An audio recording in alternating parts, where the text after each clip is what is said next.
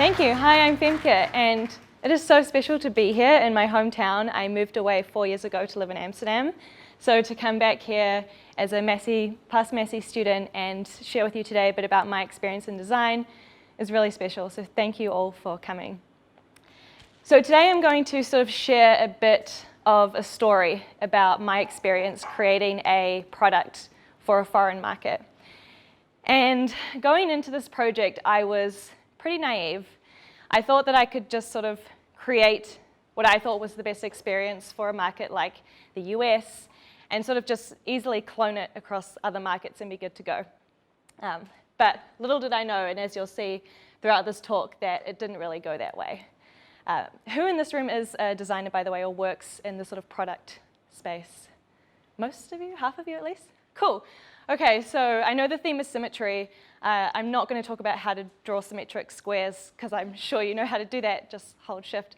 But rather what I'm going to talk more about is symmetry in the form of balance. So throughout this project, I'll share a little bit about how we balanced user needs with sort of company needs and company goals as well. And if you're not a designer or you're not working in product, then hopefully there should be some takeaways throughout this talk that you can sort of bring into your field as well. So as mentioned, I currently work at Uber as a product designer. I joined there about 1.5 years ago in the Amsterdam team. And I work on projects relating to money and payments. So any kind of money movement that happens throughout the ecosystem, our team kind of helps design the front-end experiences for that. And one of the first projects that I did was a project for the Latin America market. So we created a product for Mexico and Brazil, and today we're rolling it out to more countries.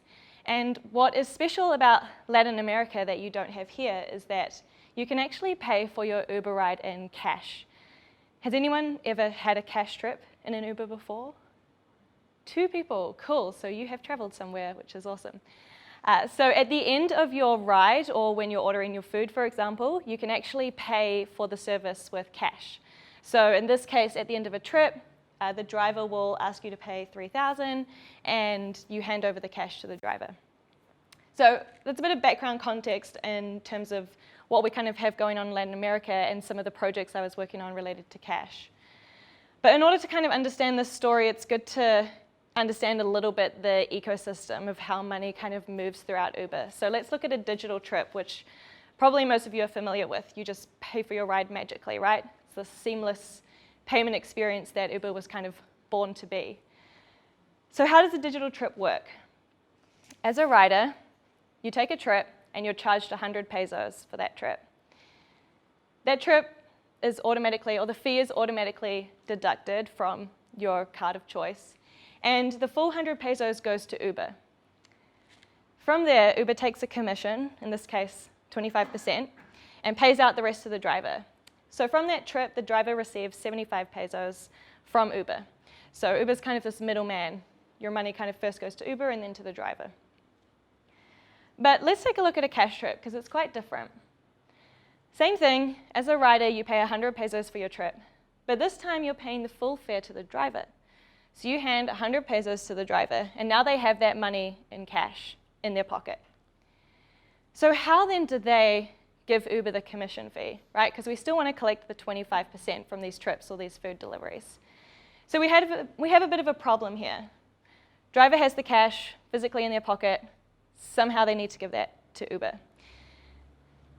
Now, one thing we could do, and we do today, is take it from their digital balance. So from all the digital trips the drivers are taking, they are earning money digitally in their Uber account. So this 425 is, they've done $425 worth of trips. So we could take it from their digital balance, right? Let's imagine they have a 100 peso balance. We take the 25 pesos, now they're down to 75. Simple math. And this does work in most cases. But what if the driver had a negative balance? What if they've taken so many cash trips that their balance isn't actually net positive and now they are running a negative balance on their account? If we take the 25 pesos from here, the balance actually continues to go more and more negative. So this isn't very sustainable for us, and it's really not fair on the driver either to allow them to sink into a more negative balance. So we had a problem here.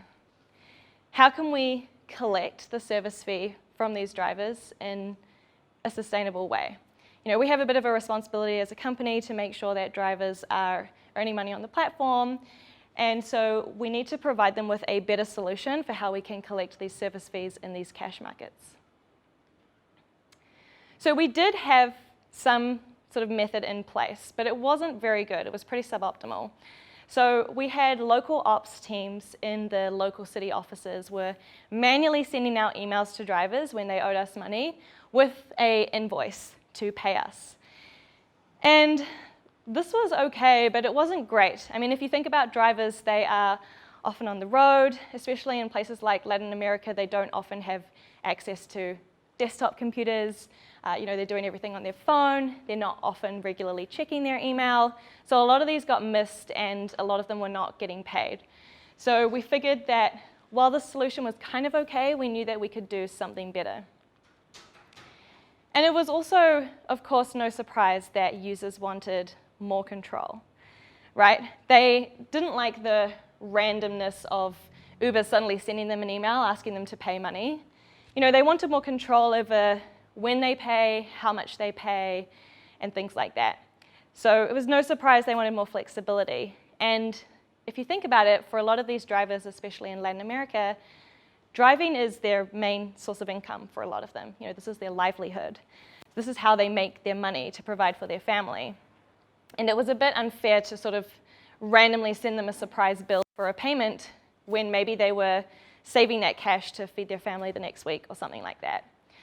So we really had to do something that gave them more control and more flexibility. So we decided to build an in-app payment framework, and this is the project that I worked on for the last year. And we kind of knew what the solution was and what we wanted it to be, but here's where we kind of had to think about, okay, well, how do we balance what our users need, our drivers need, and what we as a company need to provide? So let's take a look. So for our users, a few things that they wanted was a payment solution that's convenient. We didn't want to have to make them go out of their way to pay us.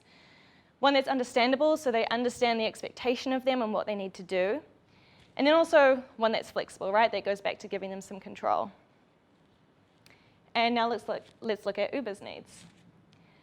So Uber's needs, we need something that's feasible, right? We don't want to spend millions of dollars building our own sort of payment service provider or payment collector.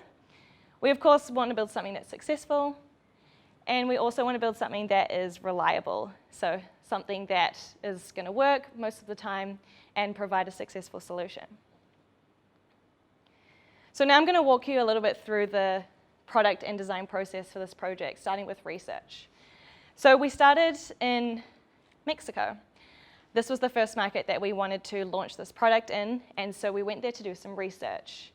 And here's some photos from our research trips. And we ended up actually going there 3 times throughout this project to collect more research, test prototypes, go back and forth with new solutions and new ideas, and get their thoughts and ideas on what we were building. And here's some of the feedback we got. So one driver said, I often contact support because I don't understand why I have a negative balance. Why do I owe this money to Uber? Other things we heard was, I've never had a negative balance before, which was interesting because all of those people in that photo were called to that interview because they had negative balances. So it was clear that we were not doing a very good job of educating or communicating this to our drivers. So a lot of them actually were in a situation where they owed Uber money but didn't even realize it, which is not a great place to be. And then we also heard things like, why would I have to pay Uber when you can just take it from my digital balance? And like I explained before, yes, that is technically true. We can take it from your balance if it's positive. But if it's negative, we can no longer do that, right? So we need to think about a more sustainable solution. So we went there and we did all of this research, and we didn't want to build our own payment provider, right? We're not Stripe. So we thought, okay, how can we collect this money? A lot of these drivers don't have digital payment methods, right? They don't have credit cards, a lot of them don't have bank accounts. And the money that they owe us and that they're collecting from their riders are cash. So we were like, okay, well, we need a way to have a physical drop-off to let them pay us in cash. So we decided to partner with this company called Oxxo. Has anyone here heard of Oxxo before? Couple? Cool. So Oxxo is this huge chain in Mexico. It's kind of like a 7-Eleven convenience store gas station, and they have locations all over the country. And what's really cool about Oxxo is that you can actually, or a lot of people pay their bills there. So you get a bill from your electricity provider, you take it into the Oxxo store, the cashier enters a code, and then you pay for that bill over the counter. And they do that using this payment system called Oxxo Pay. And in our research, we were seeing that drivers were actually surprisingly, or maybe not surprisingly, spending quite a bit of time at Oxxo in their day. They currently pay their bills there. They stop there to get gas in their car. They stop there for a break, to get some food, things like that. So drivers are familiar with Oxxo, and they had this existing payment network that would provide asynchronous feedback. So that meant that when the driver pays, it would take a couple of hours or so for the payment to actually clear on our side. So that was something that we had to keep in mind. But we thought, okay, let's go with Oxxo. And if we look back to our needs, this was pretty convenient for our drivers, right? They're already going to the store, they're familiar with it, they know already how to pay their bills there, it's something that they do regularly multiple times a week, so we got the convenience factor. And for Uber, it was feasible and reliable, right? We didn't have to go and build our own cash drop-off locations or kiosks or something like that to get drivers to pay, and it was a reliable system. So next we get to testing and exploration. So I created a prototype, and essentially you get a notification to pay and then a little education screen that explains why you owe money.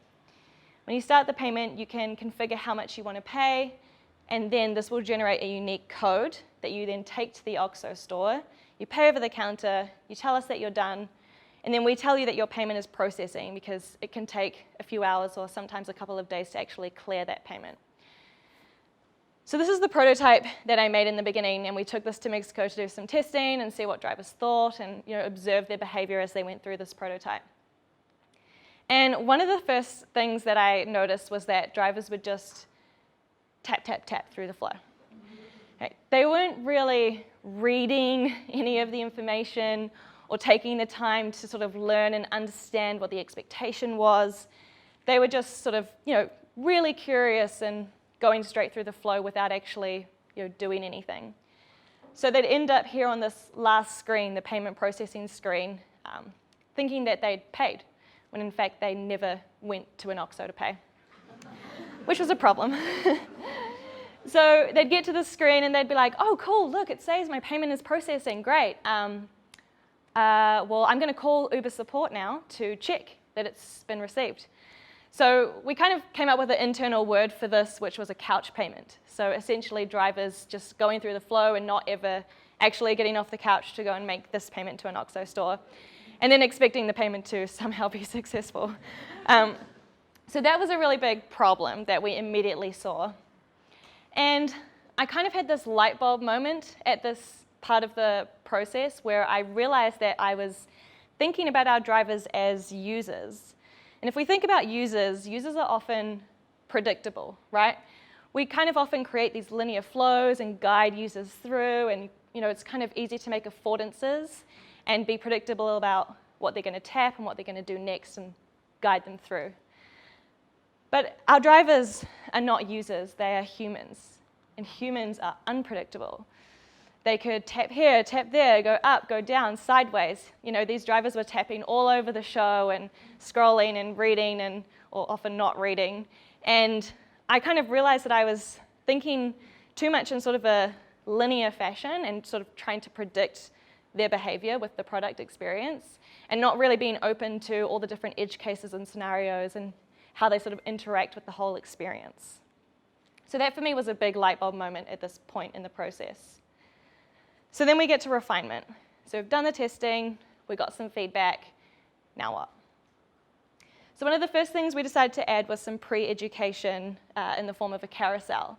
So now, before drivers ever even owe us money, we educate them on what it is to have a negative balance, their responsibility as a driver to pay service fees back to Uber, how they can pay, things like that, so that when eventually we do ask them to pay, they've had this sort of pre-education there, so it doesn't sound too unfamiliar. Then we also created some affordances for the couch payment, so people who sort of tapped through and got to the end thinking that they had paid. The first thing we added was a button on the last screen, the processing screen, that says View Code, and this takes them to a screen that kind of brings up the code that they had generated before, so that this way, if they got to the last screen, didn't pay, realized, oh, I actually have to go to a store and make this payment, how do I get that code back? They can just easily bring it up there. Or if they wanted to start the payment over completely, maybe they want to pay a different amount or something like that, we added a button to start over, so that from the end of the flow, they can start again and do the payment for real. One other thing that we added was some friction in the middle there to make sure that they really understood what the expectation was. So in this case, they generate the code, and then the expectation is that they go into the Oxxo store and make the payment. So we added this middle screen here, a little action sheet asking, did you submit the payment? Like, did you for real pay this at Oxxo to a cashier? Yes, no.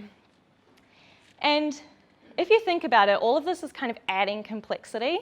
And often as a designer, I feel a lot of pressure to minimize complexity. We often talk about like as little taps or clicks as possible, get the user straight to the thing that they want to get to. But I kind of found throughout this project that sometimes it's okay to add complexity if it means that you're adding clarity. So, we added a whole extra screen to this flow, which makes it more complex and it adds some friction. But what we saw when we added it is that drivers got through the flow a lot easier and a lot smoother and actually better understood what they had to do. So adding some complexity, if it makes for a clearer experience, is okay. The goal is not to have as little taps or whatever as possible. So back to the needs and how we balance these. So we've already got these checked off. Now it's a more understandable experience. Drivers understand the expectation. I have to go to Oxxo. And it's also flexible, right? If they get to the end of the flow and they realize they hadn't paid, now there's flexibility in terms of starting the payment again or bringing up the code so that they can go and pay for real. So the last sort of stage in this was localization.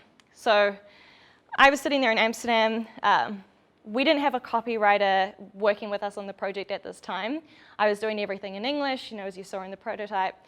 And I kind of thought, oh yeah, we'll just translate it some point when we need to.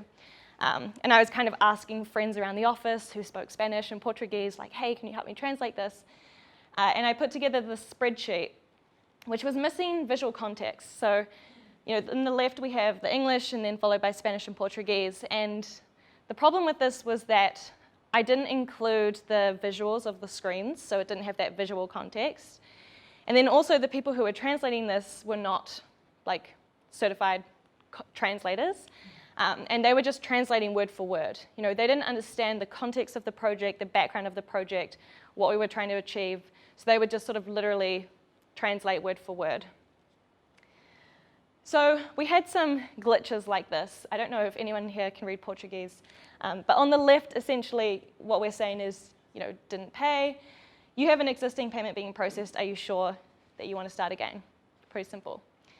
On the right-hand side in Portuguese, it basically roughly translates to payment not realized. So basically we're saying your payment failed. But then it says you have an existing payment processing. So it was kind of confusing, and we saw a lot of drivers get to this screen and just be really confused, and we were like, why are they so confused on this screen? They're getting really stuck. And we realized that we did a really, really poor job in the translation here, and we missed the context of what we were trying to say. And that's when I kind of realized that localizing a product is not just about translating something, right? It's not just about language. It's more about transcreation. So how can we adapt this product and this message for another market? And language is just one of those things that are important, but there's so many other things too, like symbols, colors, icons, meanings behind words. We have Kiwi sayings that if you translated that into Spanish might sound so weird. So you really have to think about more than just language and how can we trans-create this product into that market so that it makes sense and that it's understandable for them. So we kind of learned this lesson, and eventually we adapted the copy and worked with a proper translator, and things went smooth from there, which is great. So we got the last one successful. We wanted to make sure people could get to the end of the flow, make the payment, understand the words and what was expected of them. So we checked off the last one. So what are some of the learnings for me from this project? As a designer, it's not our job to predict all of the edge cases. I feel like we often have that as a big responsibility, feeling like we need to solve and figure out every edge case when we start a project. But really, that's not what it's about. It's more about being adaptable and open to learnings and changes along the way, and being flexible in your process. Another learning that I had was that users are human, right? I was focused so much on creating this predictable linear flow, perfect experience, and drivers just got stuck in it. So be open to changing things and considering that people can be unpredictable when they're interacting with your experience. And lastly, culture isn't universal, right? So consider that transcreation. Don't rely on your assumptions. It's more than just language is a really, really important takeaway. So what does this mean for you? Well, creating a good design experience is really hard.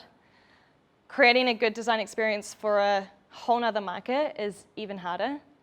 So my advice to you is that it's not enough to just sort of sit behind your desk and try and create this perfect experience and go based on your assumptions of another market, but really to get out there, right? Go and talk to those users, go and talk to those people. If you can't go in person, figure out a way to do it online, right? There's so many resources and tools out there that can connect you with potential users. I really encourage you to get as close as you can to those people and learn not just about them as a user, but also about that market, right? That's really, really important because that's going to influence so many of your decisions that you make throughout your process. So, thank you very much for listening. I hope you found it interesting, and especially if you're not a designer, hopefully there's things from this that you can bring into your own discipline.